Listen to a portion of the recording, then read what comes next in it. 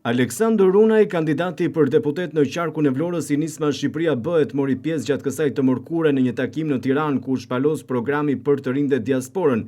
Kandidati Runaj tha se Shqipëria po zhbëhet nga të rinjtë, shumë prej tyre po ndjekin ëndrat në një tjetër vend, tha ai, ndërsa u ka bërë thirrje të rinjve të qëndrojnë në Shqipëri dhe të mos ikin për të mos e zbrazur vendin ton, pasi ku ka të rinj ka shpresë. Ju që po e dëgjoni këtë fjalim, ndoshta keni menduar të largoheni. Disa prej jush ndoshta janë me një valixhe gati. Disa të tjerë tashmë janë larg, duke ndjekur ëndrat në një tokë tjetër. Në një adhej që u mungon çdo ditë. Dhe nuk mund t'ju gjykoj, sepse jeni rritur në një vend që shpesh nuk u dha atë që merituat. Por sot duhet të flas me zemër në dorë, jo si politikan, jo si teoricien, por si një zë që flet për një vend që po zbehet pa ne.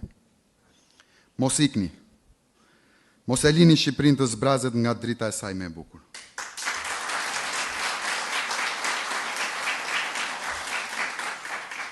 Sepse ky vend ka shumë plag, por pa ne nuk ka as shpresë për shërim. Kandidati për deputet në qarkun e Vlorës i Nismës Shqipëria Bëhet, Aleksandër Runaj, theksoi se vërtet jeta mund të jetë e vështirë për të rinjtë në Shqipëri, por nëse ata ikin, kush do ta sjellë ndryshimin? Është e vështirë. Ndonjëherë duket sikur gjithçka është mbyllur, sikur nuk ja vlen të luftosh më.